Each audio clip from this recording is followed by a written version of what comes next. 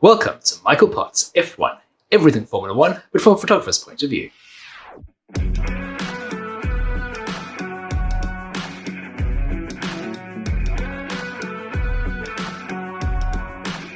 Round 20, the Mexican Grand Prix. Before we start, full disclosure, I'm recording this after the Brazilian Grand Prix, so some of what I say is in context with the race that comes after this one. The Mexican Grand Prix delivers the biggest party on the F1 calendar, taking place just a few days before Dias de los Muertos. The F1 paddock is alive with bright colours, festive dancing, and calaveras everywhere. Mariachi bands on trucks, marigolds adorn everything, including the Formula One logo. Journalists and even some of the F1 personnel got into the spirit.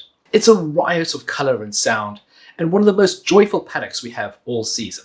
The drivers got into the act. Here is Pierre Gasly's new helmet design, featuring Day of the Dead iconography. Carlos Sainz had a brilliant red one-off helmet design, also featuring local motifs. His girlfriend Rebecca and Charles's partner Alexander were both here at the race supporting their Ferrari boys. Lots of celebrities were in attendance. I did get a bit of time to take some photographs of Black Eyed Peas' J. Ray Soul around the paddock and in the stadium. Brad Pitt was here shooting some of the scenes of his new F1 movie, and I can't show you any of those until the film comes out. I shot qualifying from the top of the Forest Sol Stadium. If you ever get a chance to watch Formula One from this historic venue, this is the place to do it. The crowd here is incredible. The crowd is incredible everywhere around the track, but in the stadium section, it's just so much more intense. So when Checo got eliminated in the first round of qualifying, it was something to behold when the crowd fell deathly silent. But thankfully, that lasted just for a few minutes, and before long, the party was in full flow again, and it was all about Carlos Sainz and Franco Colapinto. It has been two difficult Mexican Grand Prix for the local hero, and you can feel the weight of expectation of an entire nation on his shoulders. His image is plastered everywhere throughout the city. On race weekend, there are so many demands on his time. Interviews with every media organization, sponsor commitments, but he also spends time giving back to his fans. So on Thursday, along with Max, he met up with a group of kids from the local area who have hearing difficulty. And you could see just how much he inspired them. Whenever he walks from the hospitality to the garage, he's just bombarded by adoring fans. I think it's all become a bit too much for him. He is adamant that he will be racing here again next year for Red Bull, but his performances just aren't there. He scored just 19 points since the summer break, when Max has scored 90. There's obviously a lot more to this than meets the eye. And there's a lot more than people outside the team are aware of. For example, Checo doesn't always get the same parts that Max does. And Red Bull have been focusing a lot on Max as he tries to defend his driver's title, and probably less time being spent on helping Checo get his mojo back. His closest challengers for the seat inside Red Bull are Yuki Tsunoda, who managed to crash twice this weekend, including the spectacular one at the start. In this sequence, you can see that I'm focusing on the battle for first place, and then there's a flash of car behind the leaders, and I scramble to capture Yuki flying past the TV cameraman. He is going to be given a test in a Red Bull car at the end of the year, but I think he's a little bit of a long shot. The more likely option is Liam Lawson. The New Zealander who replaced Daniel Ricciardo at the USA race has been very impressive in just his few outings. He did clash vigorously with Checo at this race, neither of the drivers giving each other much room. The junior drivers are so hungry to show their potential, but Checo really shouldn't have been that far down the grid. A poor qualifying result, plus a clumsy penalty at the start of the race, cost him a lot of valuable places. There is another name that is starting to get mentioned as a possible replacement, Franco Colapinto. The Argentinian driver has been really impressive for Williams so far this year. He's quick, he's good under pressure, and importantly for Red Bull, he might work as a commercial replacement for Checo. He's hugely popular and could unlock new parts of the South American market.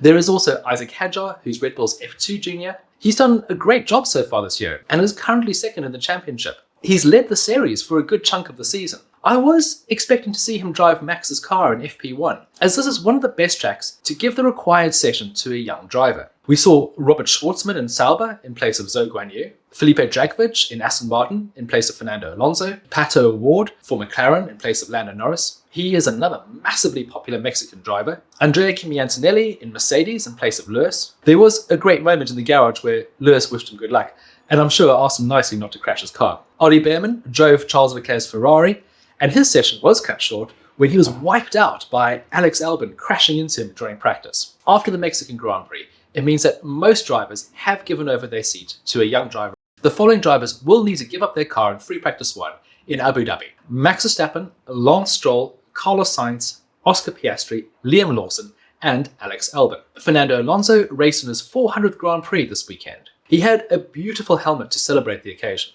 Sadly, he had a mechanical issue which forced him to retire. He has also retired from his 200th and 300th race, so maybe he's not one for celebrating milestones.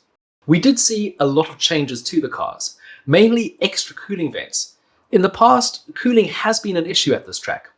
Ferrari were by far the most extravagant, and somehow made these massive cooling vents look quite elegant. We also saw massive rear wings. This is a bit of a contradiction, because the Autodromo Hernando Rodriguez is quite similar to Monza in terms of layout. It has long straights with few corners, and is actually the track where Formula 1 cars recorded their highest speed ever, set by Valtteri Bottas. But the wings are not those tiny things we see in Italy. They're closer to Monaco spec. Now this is because the air is so thin.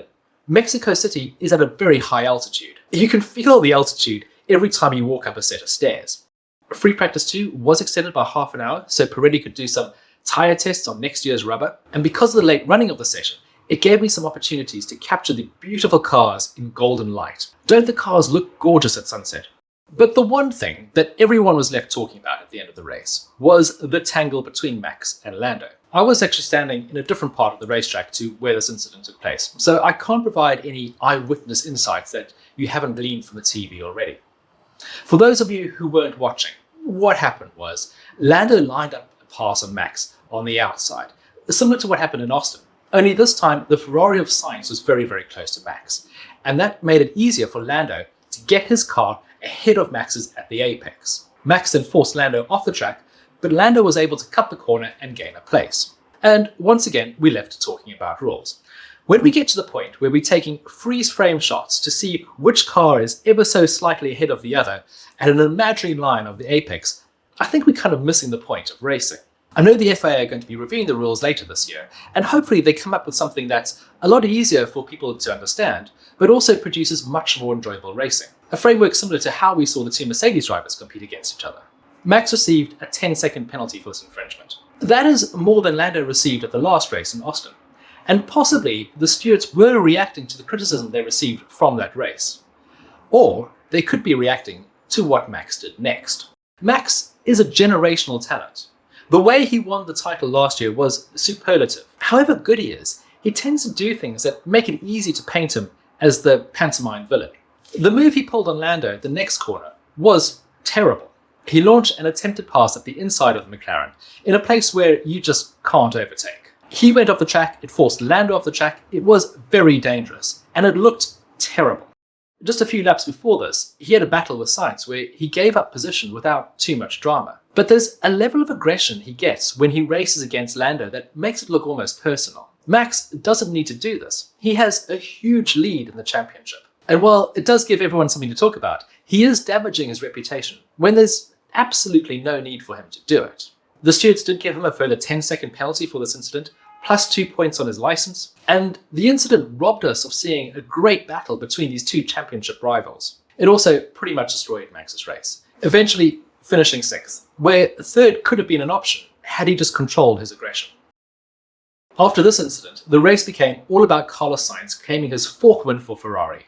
It was a beautiful moment, and well-deserved for a driver who'll be leaving the team at the end of the season, despite delivering outstanding performances during his time at the Scuderia. He produced a brilliant overtaking maneuver to get past the Red Bull down the inside of turn 1, possibly something Lando Norris should think about instead of always trying to go around the outside of Max. It was a brilliant podium, lots of champagne being sprayed everywhere, and it was a brilliant team celebration after the race, with Carlos crashing McLaren's team photo. There was hugs with his dad and selfies with Rebecca and his family. It was a great moment and a great way to close out his Ferrari career. And despite their driver not being on the podium, the Mexican fans continued to party. Thank you so much for watching this review of the Mexican Grand Prix. I really do hope you've enjoyed it. Please let me know your thoughts in the comments below. If you'd like to see some more photographs from the race, there's a link in the description. And if you haven't yet, please do like and subscribe. Next stop is Las Vegas. So until then, goodbye.